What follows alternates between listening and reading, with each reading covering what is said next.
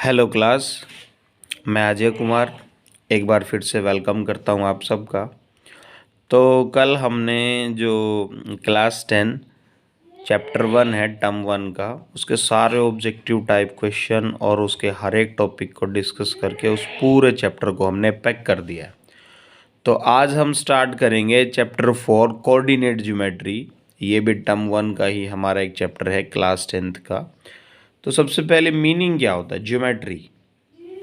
Geometry का मतलब क्या होता है? Geometry is a branch of mathematics. ये एक मैथमेटिक्स की ब्रांच है जिसके अंदर हम स्टडी करते हैं साइज के बारे में, शेप्स के बारे में, पोजीशंस के बारे में, एंगल्स के बारे में और डायमेंशन ऑफ थिंग्स के बारे में। डायमेंशंस ऑफ थिंग्स यानी कि जो हमारे पास ज्योमेट्री है, ज्योमेट्री होता है, ज्योमेट्री एक मैथमेटिक्स की यानी मैथ्स की एक ब्रांच होती है जिसके अंदर हम स्टडी करते हैं शेप्स की। जो हमारे पास जो थिंग्स हैं उनकी साइज़ के बारे में, उनकी शेप्स के बारे में कि वो सर्कल है, कि वो हमारे पास रेक्टेंगल है, स्क्वायर है, कि क्या है, ट्रायंगल है, उनकी पोजीशन के बारे में कि वो है कहाँ, एंगल्स के बारे में और उनके डायमेंशन के बारे में। तो उसको बोलते हैं ज्योमेट्री। उसके बाद कोऑर्डिनेट। कोऑर्डिनेट किसको बोलते हैं हम? कोऑर्डिनेट होता है हमारा, कोऑर्डिनेट जो ज्योमेट्री है, जो कोऑर्डिनेट जो ज्योमेट्री है वो होता है ब्रांच ऑफ ज्योमेट्री। ज्योमेट्री होता है branch of mathematics, coordinate geometry होता है branch of geometry where the position of point, एक पॉइंट है उसकी हम पोजीशन को डिफाइन करते हैं। मान लो ये पॉइंट है, इसकी पोजीशन को हम डिफाइन करते हैं with the help of ordered pair of number. मान लो हमने ये पॉइंट है P, इसको बताया हमने कि यहाँ पे है 2,3, यानी जहाँ x की वैल्यू 2 होगी और y की वैल्यू 3 होगी, ये पॉइंट वहाँ पे होगा। मतलब इस पॉइंट ने, इस ऑर्डर्ड पेयर ने इस पॉइंट की पोजीशन को डिफाइन कर दिया है, इसको कोऑर्डिनेट बोलते हैं। इन दोनों पॉइंट के ये जो है 2 और 3, इन्होंने जो ऑर्डर्ड पेयर बनाया उसने इस पॉइंट को डिफाइन कर दिया कि इसकी जो पोजीशन है ये कहाँ है, इस पॉइंट को डिफाइन कर दिया। तो इसको बोलते हैं ऑर्डर्ड पेयर। ओके, तो ये हमारे चैप्टर 4 का मीनिंग है कोऑर्डिनेट ज्योमेट्री का। ज्योमेट्री ब्रांच ऑफ मैथमेटिक्स जो हमें साइज से पोजीशन, एंगल और डायमेंशन ऑफ थिंग के बारे में स्टडी करवाता है।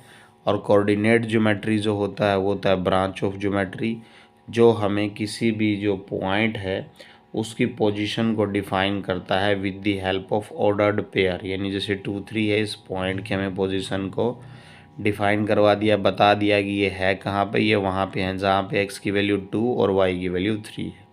तो इसको बोलते हैं कोऑर्डिनेट। तो नेक्स्ट जो टॉपिक है हमारा वो है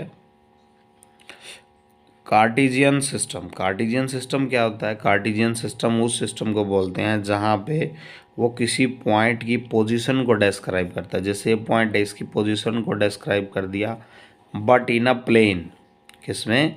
किसी न किसी प्लेन में पोजीशन की जो है, पॉइंट की पोजीशन को डिस्क्राइब करना ही हमारे पास कार्टेशियन सिस्टम कहलाता है। और ये जो ये लाइन है एक्स एक्सिस, इसको बोलते हैं हम एक्स एक्स डैश, और ये जो है हमारे पास ये है वाई वाई डैश, इसको बोलते हैं हम एक्स एक्सिस और इसको बोलते हैं हम वाई एक्सिस। ये दोनों की दोनों एक्स एक्सिस और y axis both are perpendicular to each other. दोनों एक दूसरे को म्यूचुअली परपेंडिकुलर यानी 90 डिग्री पे इंटरसेक्ट करती हैं, और जहाँ पे इंटरसेक्ट करती हैं उस पॉइंट को बोलते हैं O. O means origin. Origin पे हमारी x की वैल्यू भी 0 होती है और हमारी y की वैल्यू भी 0 होती है। और ये जो हॉरिजॉन्टल लाइन है, हॉरिजॉन्टल लाइन, इसको एक्स एक्सिस बोलते हैं और इसको एब्सीसा भी बोलते हैं। याद रखना, एक नंबर में क्वेश्चन आ सकता है, एक्स एक्सिस के जो कोऑर्डिनेट होते हैं, जो पॉइंट्स होते हैं या एक्स एक्सिस है, उनको एब्सीसा बोलते हैं। ऐसे ही जो ये वर्टिकल लाइन होती है इसको वाई एक्सिस बोलते हैं, और वाई एक्सिस के साथ साथ इसको हम ऑर्डिनेट भी बोलते हैं। क्या बोलते हैं? ऑर्डिनेट। ऑर्डिनेट भी बोलते हैं हम इसको। तो नेक्स्ट टॉपिक देखते हैं अब हम। नेक्स्ट टॉपिक है हमारे पास distance between two point in Cartesian plane. इन्हीं की डिस्टेंस कैसे निकालेंगे हम? देखो, मान लो हमारे पास दो पॉइंट है, एक पॉइंट है P, एक पॉइंट है Q। उन दोनों के कोऑर्डिनेट दे रखे हैं। इसके कोऑर्डिनेट है x1, y1, और इसके कोऑर्डिनेट दे रखे हैं हमारे पास x2, y2। अब ये PQ एक लाइन है, इसके बीच की हमें डिस्टेंस निकालनी है। अगर हमें पहले से पता होता कि ये 7 सेंटीमीटर है या फिर 8 सेंटीमीटर है या फिर 5 सेंटीमीटर है, फिर तो हमें निकालने की ज़रूरत ही नहीं थी। जब हमें पॉइंट दे रखे होंगे P के और Q के, मान लो 2, 3 और 4, 5 दिया होता, अभी हम x1, y1 और x2, y2 को लेके करके दिखा रहे हैं। तो डिस्टेंस ऑफ PQ का फॉर्मूला हमारे पास बड़ा इजी है, root x1 minus x2 whole square plus y1 minus y2 whole square. इस फॉर्मूले से किन्हीं भी दो गिवन पॉइंट की हमारे पास डिस्टेंस आ जाएगी। हम x2 माइनस x1 भी लिख सकते हैं और y2 माइनस y1 भी। और इसी को किसी को याद रखने में अगर परेशानी है तो आप x1 माइनस x2 और y1 माइनस y2 लिख दो, क्योंकि ये दोनों बिल्कुल सेम हैं। क्योंकि x1 माइनस x2 से अगर कोई माइनस नंबर आता है या फिर इससे कोई आता है तो स्क्वायर होके वो भी पॉजिटिव हो जाता है। यानी मान लो x2 माइनस x1, दो नंबरों को माइनस करने से -2 आ गया, उसका स्क्वायर करेंगे तो वो भी 4 होएगा। और x1 माइनस x2 करने से मान लो हमारे पास 2 आ गया, उसका स्क्वायर करेंगे तो वो भी 4 होएगा। तो आंसर में हमारे कुछ फ़र्क नहीं पड़ता, आप x2 माइनस x1 लिखो या x1 minus x2। Next topic है हमारे पास कोलिनियर पॉइंट्स। कोलिनियर पॉइंट क्या होते हैं? मान लो ये एक स्ट्रेट लाइन है, ये एक स्ट्रेट लाइन है, 1, 2, 3, 3 पॉइंट है इसके ऊपर, A, B और C। अगर ये तीनों के तीनों पॉइंट स्ट्रेट लाइन पर हैं तो ये होगा कोलिनियर पॉइंट, अदरवाइज नहीं होगा। वो कैसे करेंगे हम? पहले हम डिस्टेंस निकालेंगे AB की, फिर हम डिस्टेंस निकालेंगे BC की, और दोनों को उनको ऐड कर देंगे। अगर वो आ जाए AC के डिस्टेंस के इक्वल तो इट मीन्स पॉइंट कोलिनियर है। मान लो ये 3 है, ये 4 है, तो 3 + 4 तो टोटल कितना होगा? 7। अगर ये पॉइंट हमारे पास मान लो स्ट्रेट लाइन पे नहीं होते, ये A है, ये B है और ये C, AB हमारे पास 3 है, BC हमारे पास 4 है और AC हमारे पास 6 है। तो अब देखो AB + BC is equal to AC क्या है? बराबर है AB 3, BC 4 और AC 6, 7 इज इक्वल टू 6। तो ये नॉट इक्वल है, तो पॉइंट आर नॉट कोलिनियर। ये इक्वल क्यों नहीं आया? क्योंकि ये जो पॉइंट है हमारा ये स्ट्रेट लाइन के ऊपर लाए, ऑन द स्ट्रेट लाइन नहीं है, ये हमारा उससे थोड़ा सा ऊपर है या फिर नीचे है, जो भी है। तो अगर ये तीनों के तीनों पॉइंट किसी स्ट्रेट लाइन पे होंगे तभी कोलिनियर पॉइंट्स होंगे हमारे, अन्यथा नहीं होंगे कोलिनियर पॉइंट्स की डेफिनेशन सिर्फ ये है। और कोलिनियर के पॉइंट्स के बारे में एक और बात भी है, अगर पॉइंट कोलिनियर हैं तो इसका मतलब जो पॉइंट्स हैं वो हमारे एक स्ट्रेट लाइन पे होंगे और इन्होंने किसी भी क्लोज्ड फिगर को फॉर्म नहीं किया है, तो इसलिए इनका जो एरिया है वो भी क्या आ जाएगा? 0। इफ़ दे आर कोलिनियर, क्योंकि इन्होंने कोई क्लोज फिगर बनाया ही नहीं है तो हम एरिया कैसे निकालें? हाँ, अगर पॉइंट कोलिनियर नहीं है तो इन्होंने एक क्लोज फिगर बनाया है और इनका जो एरिया आएगा इनका वो कभी भी 0 के बराबर नहीं होगा। तो अगर वो हमें बोल दें कि पॉइंट्स आर कोलिनियर तो then area is equal to 0, क्योंकि उन्होंने कोई बनाया ही नहीं है। नेक्स्ट हमारे पास है सेक्शन फार्मूला। सेक्शन फार्मूला में क्या होता है? मान लो एक पॉइंट हमारे पास ये है, दूसरा पॉइंट हमारे पास ये है, ये पॉइंट है A, x1, y1, B जो हमारे पास पॉइंट है वो है x2, y2। इनके बीच में कहीं भी पॉइंट दे देगा, यहाँ भी, जरूरी नहीं है मिड पॉइंट हो, वो कहीं भी दे देगा, यहाँ यहाँ कहीं भी। मैं यहाँ मान रहा हूँ, मान लो एक पॉइंट P है, उसके जो कोऑर्डिनेट है वो है x, y, वो हमें x और y निकालने के लिए बोलेगा। हमें पॉइंट ए के कोऑर्डिनेट गिवन होंगे, पॉइंट बी के कोऑर्डिनेट भी गिवन होंगे, और ये जो पॉइंट पी है उसने इस स्ट्रेट लाइन को, ध्यान से सुनना, जो पॉइंट पी है उसने इस स्ट्रेट लाइन यानी इस ए बी स्ट्रेट लाइन को कितने रेशो में डिवाइड किया है। मान लो इसने इसको डिवाइड किया है 2:3 में। मान लो अभी हम कांस्टेंट वैल्यू नहीं रख रहे क्योंकि हमने हर जगह पे वेरिएबल रखे हैं। तो मान लो इसको इसने डिवाइड किया है m/n में, तो हमें p की वैल्यू निकालनी होगी। तो उसके लिए जो x और y की जो वैल्यूज़ हैं वो क्या हो जाएगी, x = हो जाएगा, याद रखने का अच्छा तरीका आप ऐसे याद रखो, m + n, नीचे लिखोगे आप m + n। यहाँ x की वैल्यू निकाल रहे हैं तो यहाँ लिखो x2 और यहाँ लिखो आप x1, और जब आप y की वैल्यू निकालोगे सेम m + n और नीचे भी m + n। y की वैल्यू निकाल रहे हो तो यहाँ लिखो y2 प्लस यहाँ लिखो y1, यानी वैल्यू क्या हो जाएंगी, x = mx2 + nx1 m + n my2 + ny1 m + n। अगर किसी को mn में कन्फ्यूज़न है तो m1 और m2 नाम दे सकता है वो उनको, m1 m2 m1 m2 m1 m2। फिर फॉर्मूला बन जाएगा हमारे पास m1x2 + m2x1 m1 + m2 m1y2 + m2y1 m1 m2। ये जो फॉर्मूला है इसको हम सेक्शन फार्मूला कहते हैं। इसकी हेल्प से अगर दो कोऑर्डिनेट दे रखी हैं, उनके बीच में एक पॉइंट दे रखा है, उसके कोऑर्डिनेट हमें फाइंड आउट करने हैं, और वो पॉइंट इस पूरी लाइन को किस रेशो में डिवाइड करता है, m/n। जैसा कि हमने अब लिख दिया है m1/m2, तो हम उसके कोऑर्डिनेट इस फॉर्मूले से निकाल सकते हैं। इसको बोलते हैं सेक्शन फार्मूला। अगर ये पॉइंट हमारा इस स्ट्रेट लाइन को अंदर यानी इंटरनली कट करता है तो फॉर्मूले में आता है प्लस, और मान लो ये स्ट्रेट लाइन है हमारे पास ये यहाँ तक स्ट्रेट लाइन है AB, और ये जो पॉइंट है P वो यहाँ से इसको कट करता है P। तो AB तो हमारा यहाँ तक है, यानी A के कोऑर्डिनेट है x1, y1 और B के कोऑर्डिनेट है x2, y2। तो पहले तो हमारा AB को वो इंटरनली इंटरसेक्ट कर रहा था, लेकिन अब AB तो यहाँ है, कहीं बाहर जाके वो AB को इंटरसेक्ट करता है, तो इसको बोलते हैं एक्सटर्नली। तो जब एक्सटर्नली कट करता है तो फॉर्मूले हमारे पास वही रहते हैं। मान लो जैसे यहाँ पे ये फॉर्मूला है तो फॉर्मूला सेम रहेगा, बस प्लस की जगह हमारे पास माइनस आ जाता है।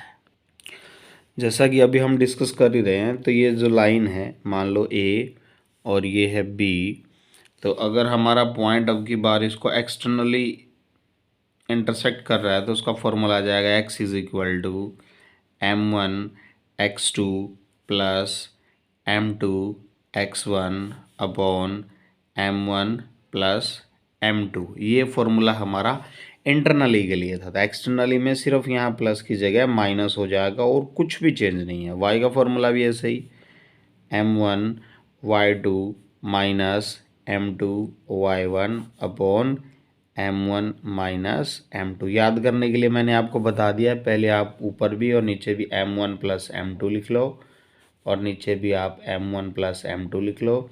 अगर आप x की वैल्यू निकाल रहे हो तो यहाँ लिखो x2 x1, और अगर आप y की वैल्यू निकाल रहे हो तो यहाँ लिखो y2 y1।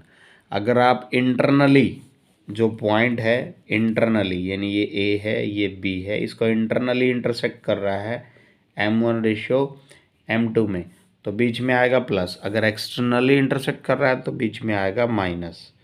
हमेशा ये बात आप बड़े अच्छे से ध्यान रखना, लिखा भी हुआ है, ये एक्सटर्नली है। लास्ट पेज पे जब हमने किया तो वहाँ इंटरनली फॉर्मूला लिखा हुआ था, और आप देख सकते हैं इसमें माइनस लिखा हुआ है। तो नेक्स्ट जो हमारा टॉपिक है वो है coordinate of mid point of a line, कि लाइन के मिड पॉइंट कैसे निकालोगे। मान लो ये एक लाइन है हमारे पास, ये पॉइंट है A, ये पॉइंट है B, और ये हमारे पास मिड पॉइंट है M। इन्होंने खुद ही बोल दिया कि ये मिड पॉइंट है। मिड पॉइंट है इट मीन्स जो ये है और जो ये है डिस्टेंस वो बराबर होगी, इसका मतलब रेशो हमारे पास 1:1 होगा। और सेक्शन फॉर्मूले से हमारी जो वैल्यू आई थी x की वो थी m1 x2 plus m2 x1 upon m1 plus m2। और जो हमारे पास जो y की वैल्यू आई थी वो आई थी m1 y2 plus m2 y1 upon m1 plus m2। तो जब ये मिड पॉइंट है तो इट मीन्स इसका जो रेशो है ये और ये बिल्कुल सेम होगा, तो वैल्यू रख दो आप। m1 की वैल्यू 1 और m2 की वैल्यू 1, तो 1 इंटू x2 यानी कि x2, 1 इंटू x1 यानी कि x1 और 1 प्लस 1 यानी कि 2। y की भी ऐसे ही हो जाएगी y2 प्लस y1/2। तो जब भी हमें पहले से ही बोल रखा होगा कि मिड पॉइंट है तो उसका रेशियो होगा हमारे पास 1:1। तो उसके लिए हम डायरेक्ट फार्मूला यूज़ करेंगे x=x2 प्लस x1/2 या फिर x1 प्लस x2/2। वो कुछ फ़र्क नहीं पड़ता, आप 2+3 लिखो या 3+2 लिखो। y भी ऐसे ही y2 प्लस y1/2 लिखो या फिर y1 प्लस y2/2 लिखो। तो यहाँ पे इन्होंने लिखा x1 plus y1/2 y1 plus y2/2, ये गलत है, यहाँ x2 आएगा। x1 plus x2/2 y1 plus y2/2। जब मिड पॉइंट निकालने हो तब, तो हमें तब कभी भी रेशो 1:1 ये पुट करके नहीं लिखना, डायरेक्ट ये फॉर्मूला यूज़ करना है मिड पॉइंट के लिए। तो बढ़ते हैं अपने नेक्स्ट टॉपिक की तरफ। कोऑर्डिनेट ज्योमेट्री को करने के लिए आपको जो डिफरेंट टाइप ऑफ ट्रायंगल है और उनकी जो कंडीशंस है उनके बारे में आपको पता होना चाहिए, क्योंकि हमारे पास क्वेश्चन में ऐसे आता है वो तीनों के तीनों हमारे पास कोऑर्डिनेट दे देगा A B C, और वो बताएगा कि बताओ ये कौन से ट्रायंगल है। तो आपको AB की डिस्टेंस निकालनी होगी, कोऑर्डिनेट दे रखे हैं √x1 - x2 whole square plus y1 - y2 whole square. BC की निकालनी होगी और AC की निकालनी होगी। और अगर आपको पता है कि AB is not equal to BC is not equal to CA अगर है, यानी कि ऑल साइड आर अनइक्वल है, तो वो स्केलर ट्रायंगल होता है।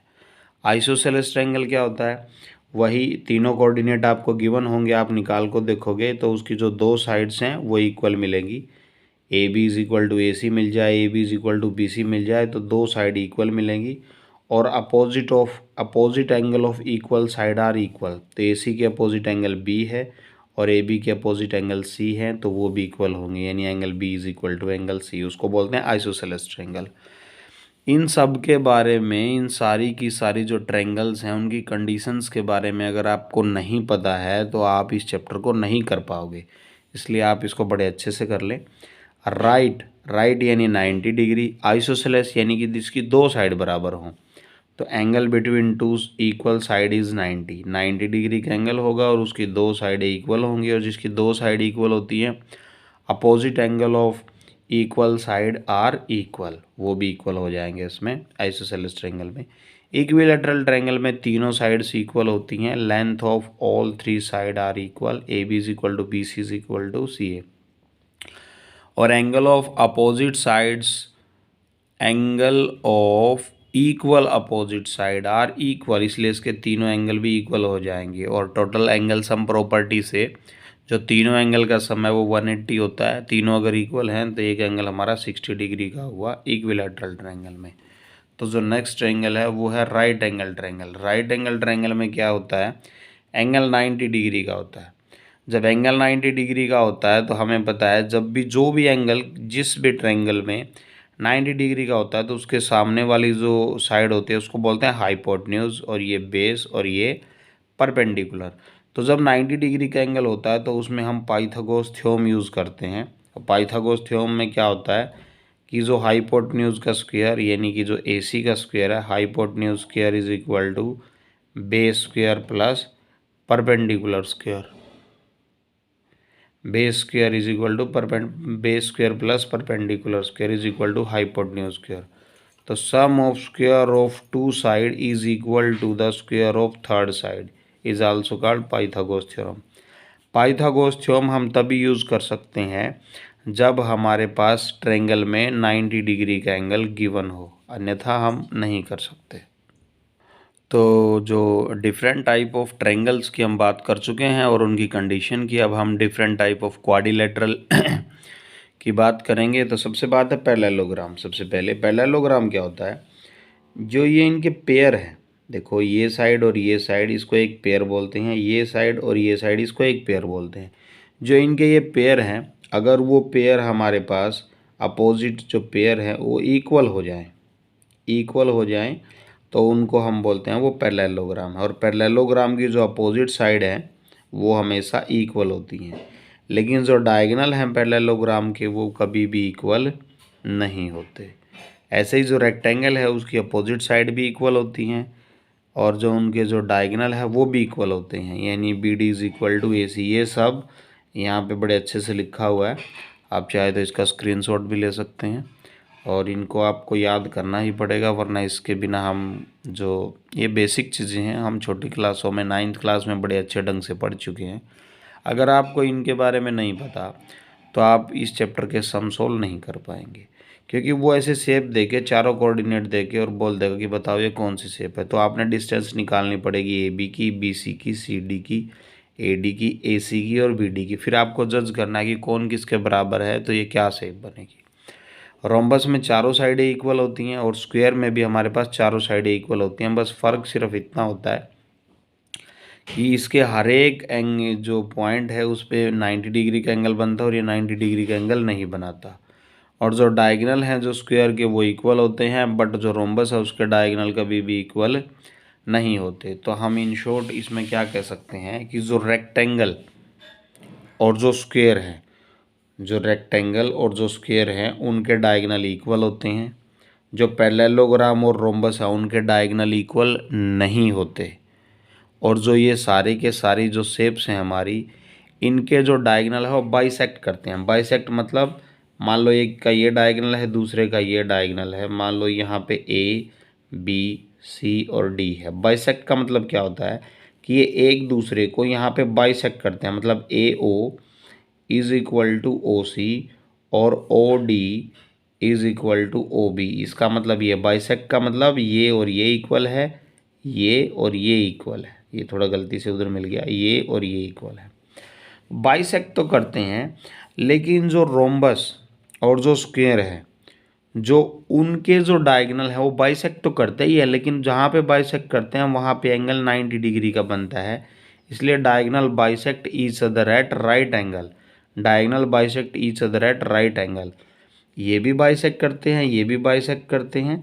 चारों की चारों शेप के जो एंगल हैं, सॉरी जो डायगोनल है वो बाइसेक्ट करते हैं। बट जो हमारे पास, यानी कि आप ऐसे याद रख लो, बाइसेक्ट सबके करते हैं, लेकिन जिनकी चारों साइड इक्वल होती हैं, रोम्बस की चारों A B is equal to B C D is equal to A D और स्क्वायर की भी इक्वल होती हैं, तो वो राइट एंगल पे बाइसेक्ट करते हैं, यानी 90 डिग्री के एंगल पे।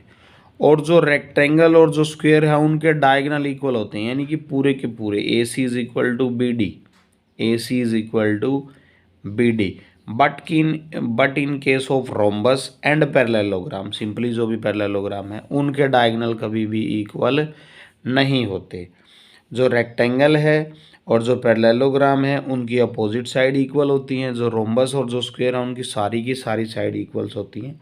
एक दो बार बड़े अच्छे से आप करोगे तो आपको बड़े अच्छे ढंग से समझ में आ जाएगा, ऐसी कोई बात नहीं है। जिन चीज़ों से हमें ज़्यादा डर लगता है, अगर हम उनको थोड़ा सा ध्यान से पढ़ें और उनको करने की कोशिश करें तो हमें वो बड़े अच्छे से आ जाती हैं। और वैसे भी डर से किसी चीज़ को छोड़ने से अच्छा है कि हम एक दो बार उसको ट्राई करके देख लें। और ये तो वैसे भी बेसिक है, पिछली क्लासों में आपने आई होप पढ़ा होगा, बड़ा आसान है ये। तो आज के लिए बस इतना ही, कल हम इसके ऑब्जेक्टिव टाइप क्वेश्चन डिस्कस करेंगे। आई होप आपको ये वीडियो पसंद आई होगी। Okay, thank you.